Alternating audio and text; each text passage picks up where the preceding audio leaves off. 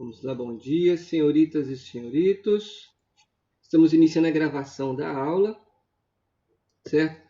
Hoje nós vamos continuar a discussão sobre as questões que foram demandadas, né? Questões retiradas do projeto Medicina, está aí a página, vocês receberam para quem quiser acessar no portal, certo? Para debater, né, os assuntos que a gente já discutiu no caso pelo Reinado. Antes, certo? Eu tenho tentado apresentar para vocês sempre uma referência de literatura, pelo menos uma por semana, mas como a gente acessou a CULT, eu mostrei para vocês a CULT, não lembro se eu mostrei, vou mostrar aqui, né? A personalidade autoritária hoje, essa revista está difícil de achar nas bancas, eu assino, porque é difícil achar na banca, ainda mais aqui no Espírito Santo, onde as pessoas não leem, ou leem muito pouco, certo? Esse aqui eu assino. Sugiro a vocês, quem tem rede social, buscar essas revistas na rede social, né? A Cult está lá no Twitter, tem essa revista aqui, mas essa revista é uma revista de posicionamento político, uma revista de esquerda mesmo, essa aqui, né? Chama Jacobin, né?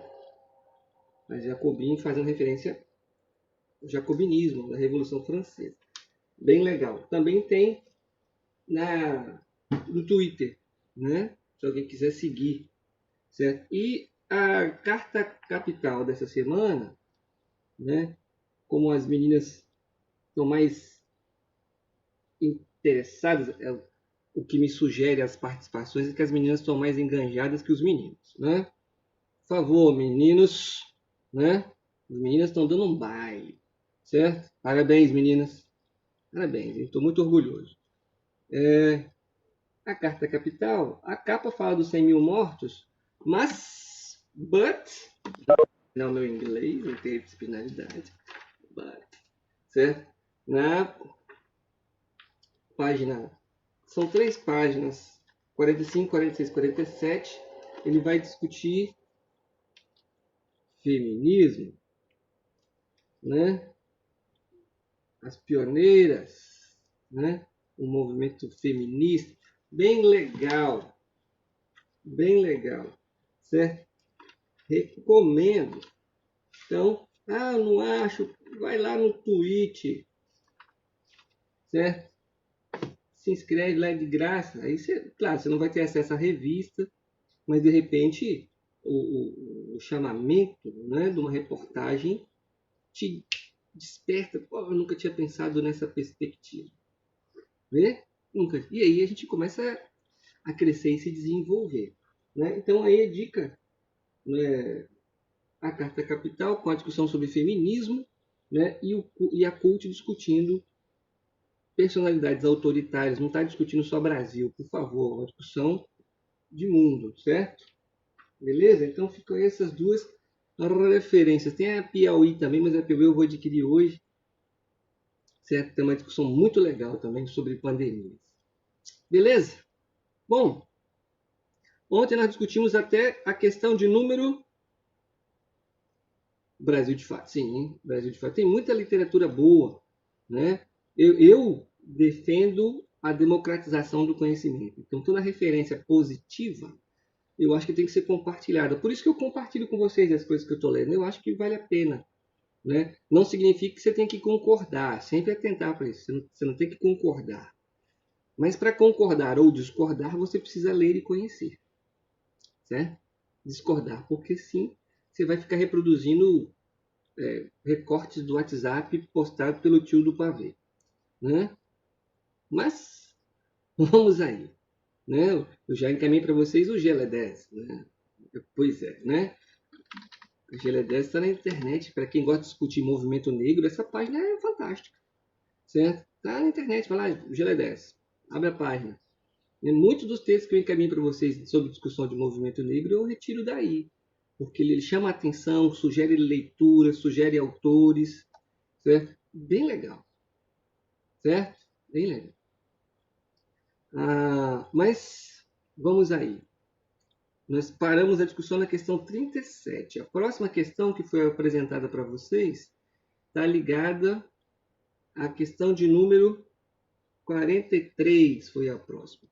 Se alguém fez alguma questão e teve dúvida, por favor, manifeste para discutir. Né? Vamos ver a questão 43, o que ela nos apresenta. Diz assim, sempre lembrando que um dos motivos que eu peguei a página do Projeto Medicina é para você perceber as faculdades que apresentaram as questões e para quebrar um pouco de medo e tensão. Você tem condições de responder todas as questões. Né? Não precisa ter medo. Ai, meu Deus, faculdade tal. Daí? Certo? Nós vamos resolver porque a gente é bom. A nação independente continuaria subordinada à economia colonial, passando do domínio português à tutela britânica. A fachada liberal, construída pela elite europeizada, ocultava a miséria e a escravidão da maioria dos habitantes do país. A interpretação correta do texto anterior sobre a independência brasileira seria... Antes da discussão, percebe, olha a atenção que o texto aponta para nós, né? Que a gente está sendo liberto, né, da subordinação à corte portuguesa para entrar para a tutela britânica. Percebe o termo tutela? Né? Quem tutela é o protetor. Né? O protetor. Então nós somos independentes, mas segundo a Emília da Costa, tutelados pela Inglaterra. Ou seja, a Inglaterra nos protegeria. Nos protegeria de quê? De nós mesmos? Né? Nos tutelaria. É importante avisar para isso. Né? Hoje, o tutor do Brasil são os Estados Unidos. Né? Eles que nos tutelam. Né? Eles que nos protegem do mal. Né? Do lado negro. São eles que nos protegem. A troco a que custo? É para pensar. O enunciado traz uma chamada bem legal. E aí ele chama ainda construída pela elite europeizada. Certo? Deve ter mais umas questões que vão discutir essa questão da nossa elite europeizada. E o modelo que essa elite entende ser o correto é o modelo europeu. Né? Quando você fala em arte, em cultura no Brasil, por exemplo, certo? O que as pessoas pensam? Imagina, fala em arte e cultura, o que as pessoas pensam sobre arte e cultura? As pessoas falam em música clássica, né? Beethoven, né? Brahms, Chopin, né? As pessoas nem ouvem. As pessoas não sabem mais ou menos o nome, falam um pouquinho de música clássica, porque isso é complexo de vira-lata, europeu, certo? As pessoas falam em arte, em cultura, né? Quais são as referências dessa arte e essa cultura que essa elite tenta empurrar goela abaixo da gente? É uma cultura que a gente não acessa, né? E aí eles demonizam a cultura popular, certo? Eu não gosto de funk. Mas isso não significa que eu vou demonizar o funk. O funk é uma expressão cultural da massa. Assim como o samba nasceu na massa e foi demonizado por muito tempo. Certo? Então, tudo que nasce no seio do povo, da massa, né, das pessoas mais carentes, aquilo que serve de válvula de escape, é demonizado por essa elite. É importante observar isso. Ah, mas lá nos bailes tem droga, arma, sexo, rock... Essa é outra discussão. Essa é outra discussão. Certo? É outra discussão. Beleza? Mas é importante atentar para isso. Essa característica da nossa elite europeizada, onde o modelo é sempre o que vem de fora, faz com que a gente negligencie o nosso, a cultura de massa popular. Certo? É importante atentar para essa discussão. E não trabalhar isso como simplismos. Ah, porque no funk tem drogas, tem armas. Essa é uma discussão. Não significa que eu vou pegar tudo e jogar no lixo. Certo? Beleza? Tranquilo? Então vamos. A interpretação correta do texto anterior sobre a independência brasileira seria: a nossa independência caracterizou-se pelo processo revolucionário que rompeu socialmente com o passado colonial. Bom, o que significa dizer isso aqui? Rompeu socialmente com o passado colonial. Que a gente produziu a independência, aboliu a escravatura, socialmente falando, né? Acabou com a desigualdade social. Foi isso que aconteceu? Não. Né? A preservação da ordem estabelecida, isto é, escravidão, latifúndio e privilégios políticos da elite, seria garantida pelo novo governo republicano. Nós proclamamos a independência e o que assumiu o poder? Um indivíduo com poderes absolutos intitulado imperador. Não foi estabelecido república no Brasil, né? Beleza? Até porque república não combina com latifúndio, não, com escravidão, né? Latifúndio, república não conjuga escravidão. Latifúndio e privilégio, sim, né? Beleza? A rápida transformação da economia foi comandada pela elite política e econômica interessada na superação da ordem colonial. Isso também não aconteceu, isso está claro para nós, né? Que transformação da economia foi comandada? O que mudou da nossa produção econômica colonial para independente? Eu estou falando de primeiro reinado. Nada. O espírito liberal de nossas elites não impediu que essas mantivessem as estruturas arcaicas da escravidão e do latifúndio, sendo a monarquia a garantia de tais privilégios. Deu uma perspectiva, hein? Bem interessante. A letra E. O rompimento com a dependência inglesa foi inevitável, já que após a independência o governo passou a incentivar o mercado interno e a industrialização. A alternativa correta é a letra D de dado, né? D de Deus me ajude, né? Letra D. Eu estou com um delayzinho no chat, hein? Então qualquer coisa, beleza? Só grita. Letra D, certo? Se alguém não entendeu, manifeste. Discordar, manifeste-se, certo? Bota aí no chat que a gente responde. A próxima é a 46. No Brasil, durante no primeiro Império, a situação financeira era precária pelo fato de... Qual a alternativa? Alguém fez?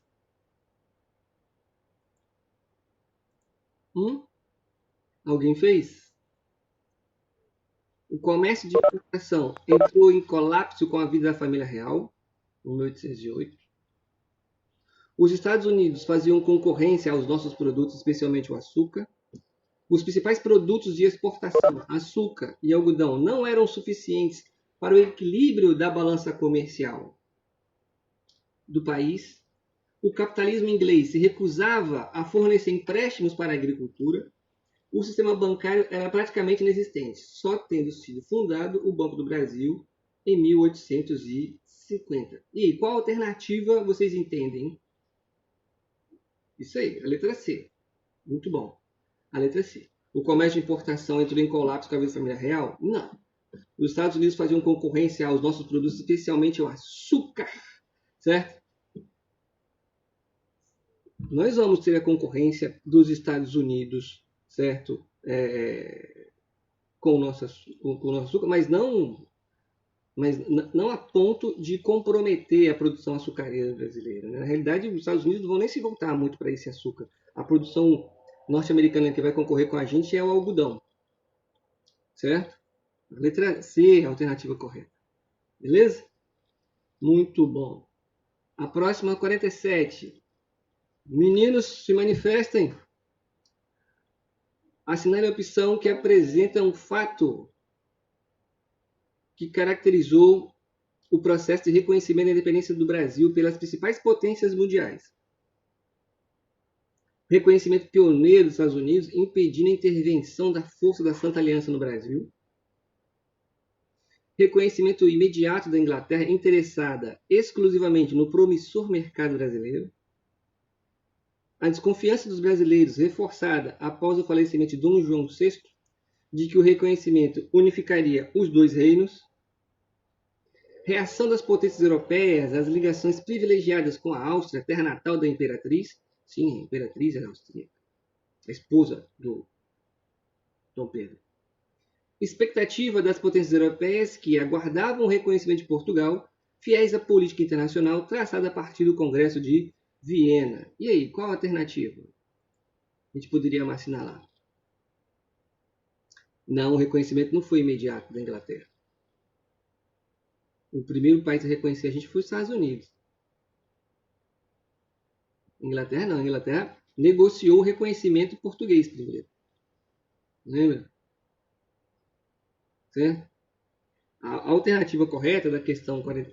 Então vamos ver aqui. A gente passou a B. Desconfiança dos brasileiros reforçada após o falecimento do Dom João de que o reconhecimento reunificaria os dois reinos. Não. Certo? Isso não acontece. Beleza? Não vai ser o fato que caracterizou o reconhecimento e independência do Brasil pelas principais potências. Observe. Qual a opção? A expectativa das potências europeias de que aguardavam o reconhecimento de Portugal, fiéis à política internacional traçada a partir do Congresso de Viena. Certo?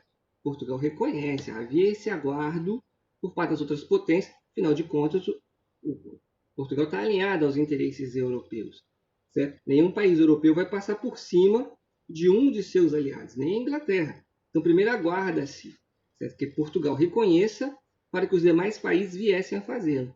Então, os Estados Unidos não é europeu, ele reconhece de cara, imediatamente. A Inglaterra espera o processo de reconhecimento por parte de Portugal, até porque ela financia o pagamento da dívida que o Brasil tinha, que Portugal tinha com a Inglaterra, lembra? O Brasil já nasce com a dívida externa. Trunks. Beleza? Então aqui é a letra E. Letra E. Ele está falando em potências mundiais. Os Estados Unidos ainda não é uma potência mundial, Risa, nesse momento. Beleza? Os Estados Unidos ainda não é potência mundial. Beleza? Letra E. Depois, Trunks. A gente tende a pensar que os Estados Unidos sempre foi potência, né? Não. Ele se torna uma potência, né? A gente vai discutir a Guerra de Secessão, né, na segunda metade do século XIX. A Guerra de Secessão, o resultado da Guerra de Secessão vai ser um passo importante em direção dessa transformação dos Estados Unidos em potência.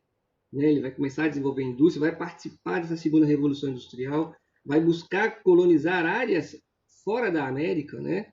Nós vamos ver aqui as interferências norte-americanas na Ásia, certo? Nós vamos ver essas interferências. E a Primeira Guerra Mundial vai ser um fator determinante para os Estados Unidos se tornarem o que eles são.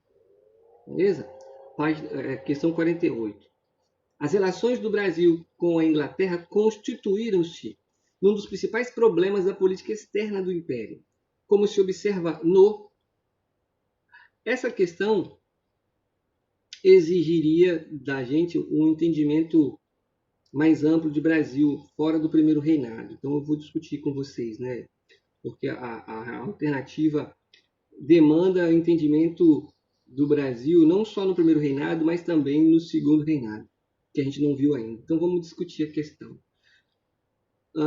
As relações do Brasil com a Inglaterra constituíram-se um dos principais problemas da política externa do Império, como observa no o apoio da Inglaterra a Portugal, seu tradicional aliado nas guerras da independência. A letra A deixa entendido que a Inglaterra se oporia, em tese, ao processo de independência do Brasil.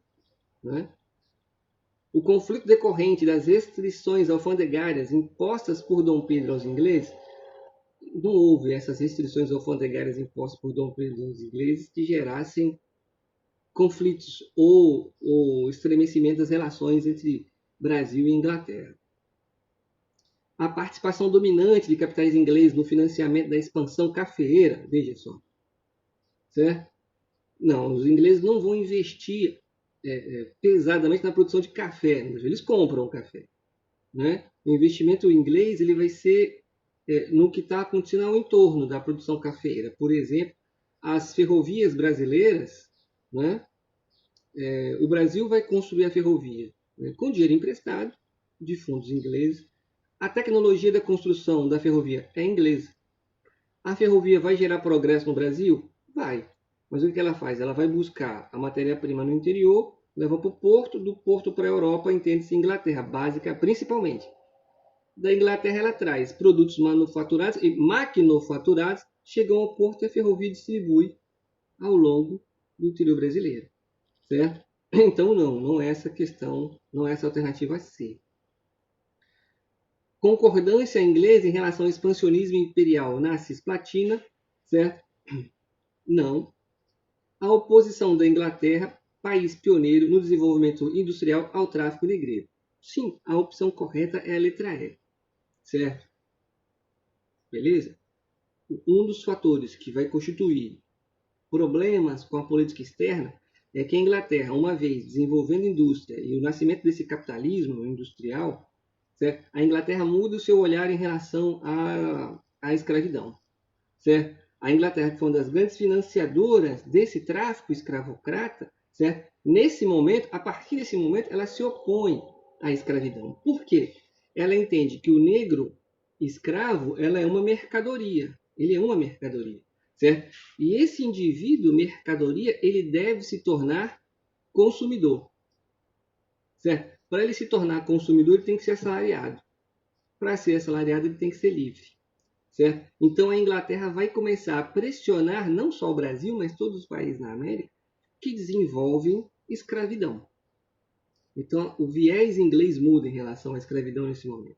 Certo? No momento que ela desenvolve indústria, no momento que ela promove o capitalismo, ela vai tentar adequar esses países da América em processo de independência, né? Eliminar as características mercantilistas tão marcantes nesse mundo colonial, certo? Substituindo essas práticas mercantilistas a uma política capitalista. Isso perpassa pela transformação dos indivíduos em sujeitos assalariados. Logo, combate à escravidão. Beleza? Isso está claro ou não? Ok? Então a Inglaterra se torna uma opositora do escravismo. Certo? Se torna opositora do escravismo. Quando a gente falar do segundo reinado, a gente vai ver que essas tensões vão ampliar porque a elite brasileira ela quer se desenvolver, certo? Antes da independência, quem eram os rivais do Brasil? Vocês vão ver isso na pesquisa sobre as guerras nativistas, as inconfidências, as conjurações. Certo? O rival do povo do brasileiro é o português, porque o português ele é empecilho. Por que ele é empecilho? Porque Portugal sempre privilegia os portugueses no Brasil. Sempre privilegia os portugueses no Brasil. A independência do Brasil, certo, faz com que a elite brasileira ocupe os espaços de poder antes ocupados pelos portugueses. Certo? Então, esse privilégio que a monarquia portuguesa dava aos portugueses, ele vai sendo eliminado por essa elite brasileira que agora participa da elaboração de lei, dos destinos do país. Certo? Uma vez que essa elite ocupa espaços do poder no Brasil, quem que ela vai entender como entrave ao seu desenvolvimento? Ela vai perceber que a Inglaterra é um entrave. Aí a gente tem que entender essa elite nacional, vai ficar mais claro nas discussões de regência e segundo reinado. Essa elite, a gente já deu para perceber que ela é dividida. Essa grande elite depende da Inglaterra para comprar o seu produto. Né? Ela é exportadora. Contudo, entretanto, todavia, os interesses ingleses impedem que essa elite desenvolva, por exemplo, fábricas. É proibido fazer fábrica no Brasil. Desenvolva indústria. Não consegue desenvolver. Porque se você começa a produzir no Brasil o que a Inglaterra nos vende, a gente para de comprar da Inglaterra para comprar do nosso. Daí você constrói uma série de discursos, certo? De que tudo que vem de fora é melhor do que é produzido aqui no Brasil. Né? Pode até ser. Mas por que, que é? Porque não há investimento aqui para que a gente se torne autossuficiente. Nós temos que continuar sendo submissos, certo? Subjugados por aqueles. Certo? É uma ilusão acreditar que a abertura vai nos transformar em potência. As potências que existem não admitem que novas potências surjam, porque geraria concorrência. Não é à toa que o inimigo do mundo hoje é a China. O inimigo do mundo hoje é a China, com a capacidade. Tudo de ruim agora vem da China. Você pode acompanhar. Toda desgraça que acontecer, a culpa é do chinês. Certo? Porque ele é uma ameaça a esse mundo ocidental capitalista. Certo? E aí a Inglaterra vai se tornar assim, vai ser vista como uma entrave. Só que a gente não pode negar e abandonar a Inglaterra, porque ela é a nossa parceira comercial mais importante. Certo? Rendeu essa questão, hein? Rendeu. Quem prestou atenção, pegou a fita aí. Beleza? Deixa eu ver se tem alguém bloqueando a tela. Questão 50. Só a Risa e a Fernanda estão participando da aula hoje, pelo que eu estou vendo aí. Não tem mais ninguém assistindo, né? Não. né? Por favor, hein?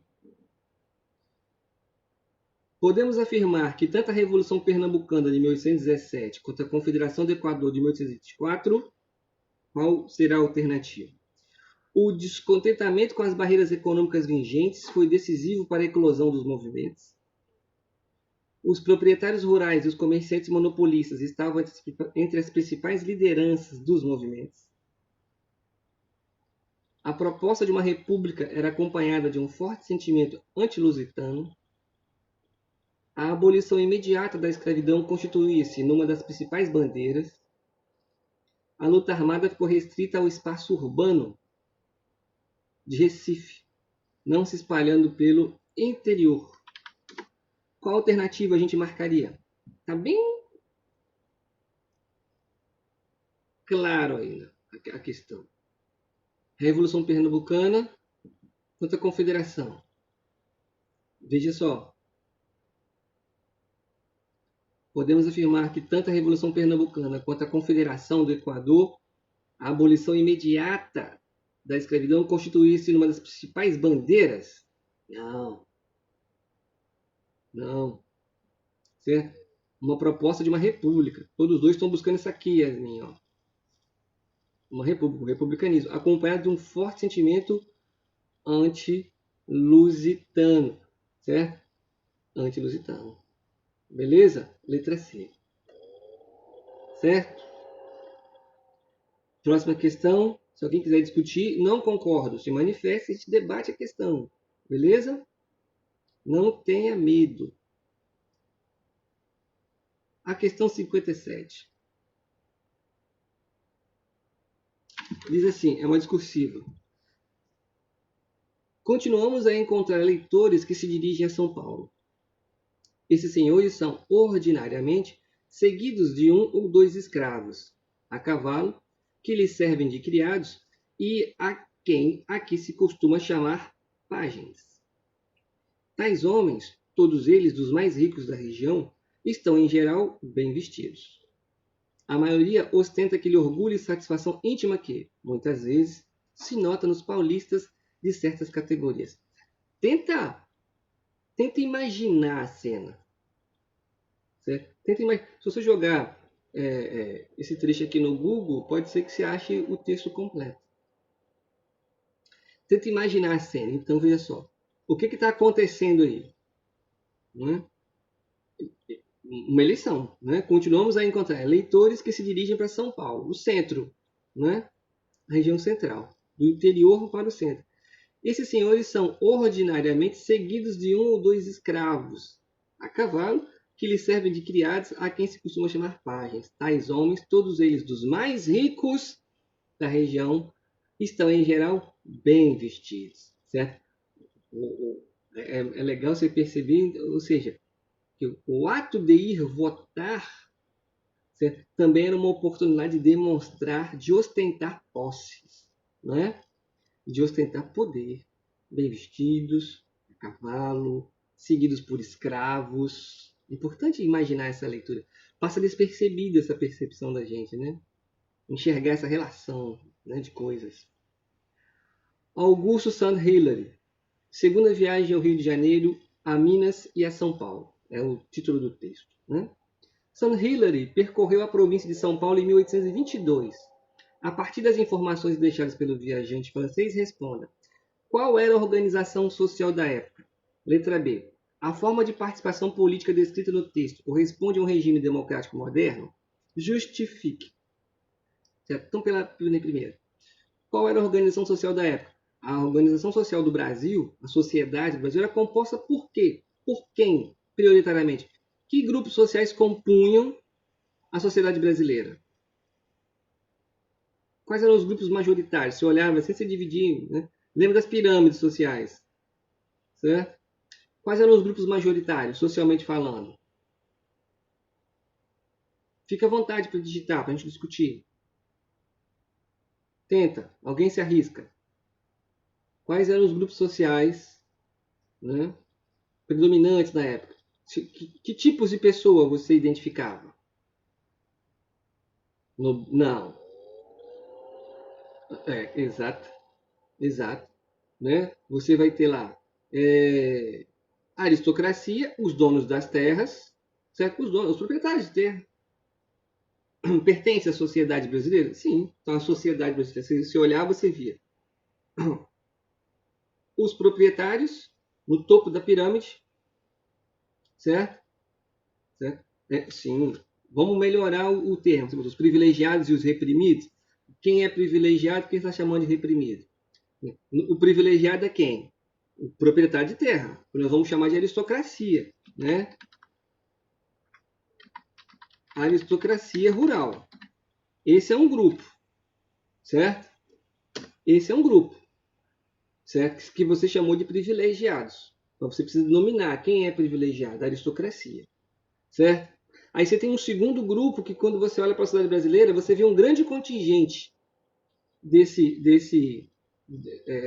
nessa sociedade. Que outro contingente grande, quando você olha para a sociedade brasileira, você percebe? Escravos, certo? É o segundo grande contingente que você vê. Deixa eu melhorar o que eu disse, né? É um outro contingente que você identifica, né? Eu falei assim, é um outro grande contingente, parece que você tem muitos proprietários, e não tem. Então, quando você olha para a sociedade, você vê um grupo de destaque, os privilegiados, os donos das terras, certo? Destaca-se, certo? E existe um outro grupo, certo? Um grande contingente, que são os escravos. Entre esse contingente, proprietários de terra, e os escravos, você tem os homens livres, que são pobres, certo? Ah, você tem profissionais liberais, né? Nem todos, né? A gente está falando de pobres, né? Mas isso varia, lembra? Você tem grupos distintos, né? Entre os homens livres, você tem profissionais liberais, advogados, o clero, como foi citado, certo? Comerciantes, certo? Trabalhadores comuns, trabalhadores urbanos, né? Então, quando você identifica a sociedade brasileira da época, você vê em destaque a aristocracia e os escravos. Entre esses dois grupos tem o restante, os nativos, né? Então aqui o nativo não é proprietário de terra nem é escravo, ele está aí nesse meio, né? Não é escravo, aspas gigantes nisso aí, né? Beleza? Tranquilo? Então, a aristocracia e a força de trabalho, o escravocrata. A forma de participação política descrita no texto corresponde a um regime democrático moderno? Sim ou não? Não por quê? Tem que justificar. Não por quê? Por que não? Por que o processo eleitoral da época não corresponde? Sim, porque o voto era censitário. Muito bem. O voto era censitário, logo a maior parte da população não participa. Certo? Um regime democrático moderno, como deveria ser o processo eleitoral? Ela deveria se basear no sufrágio, vamos usar o termo, universal. Isso aí, o voto universal. Todo mundo vota. Beleza? Isso não existe no Brasil nesse momento. Você vota de acordo com a renda. Certo? Tranquilo? Dúvidas? Podemos seguir? Beleza? A gente viu 57. Vamos para 58 então. Ok, então vamos seguir. Se alguém não entendeu, se manifeste, por favor. Questão 58. O ato adicional de 1834 foi de importância. Vamos discutir essa aí sim. Vamos ver. Significativo para o Brasil, por quê? Restaurou a paz do Império, tendo em vista o término das rebeliões do Nordeste do país, possibilitou a tomada do poder pelos conservadores, que formavam a aristocracia rural, antecipou a maioridade de Dom Pedro I, evitando assim um golpe de estados conservadores, ampliou a autonomia das províncias, neutralizando a tendência centralizadora do primeiro reinado, limitou os poderes excessivos das câmaras municipais que poderiam dividir a nação. Não, essa aí nós não discutimos ainda. Essa nós não discutimos ainda. Certo? A alternativa correta é a letra D, certo? Ela está numa transição entre Primeiro Império e está discutindo regência, certo? Eu comi bola na hora de marcar essa questão. A falha foi minha, mas a alternativa correta vai ser a letra D. Ampliou a autonomia das províncias, neutralizando a tendência centralizadora do primeiro reinado. E aí a gente já vai estar discutindo o período regencial, onde nós vamos ver a construção de fato do processo político brasileiro, certo? É claro, eu sempre digo para vocês, você não pode dizer que é a mesma coisa. Muita coisa mudou da época do Brasil independente do século XIX para hoje, século XXI, certo? A gente não pode ficar dizendo, é a mesma coisa. Não, as coisas mudaram, existem muitos grupos, existem outras tendências, existem outras forças, certo? Mas o que a gente tem que perceber são semelhanças, certo? Vícios de determinadas práticas que a gente deve extirpar.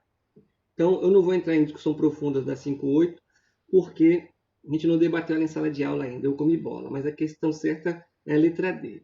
Beleza? A gente discute ela de novo quando discutir o próximo slide.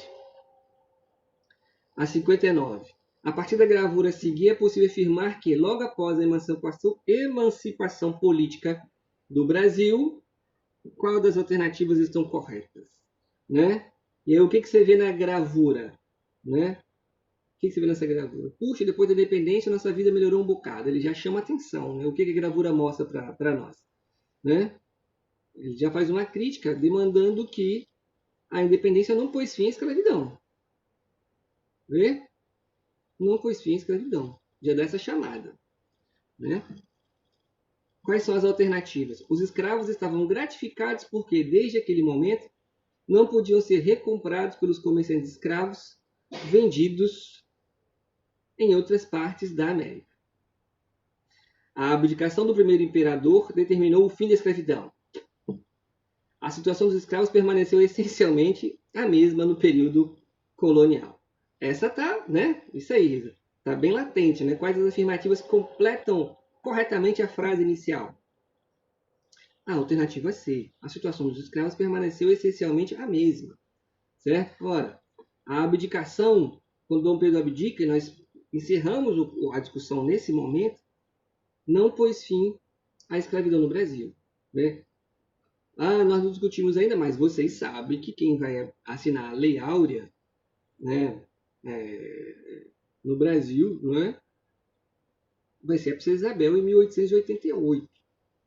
Né? Nós estamos falando aqui da primeira metade do século XIX, Dom Pedro I, ou seja, até 1888 os escravos não foram libertos.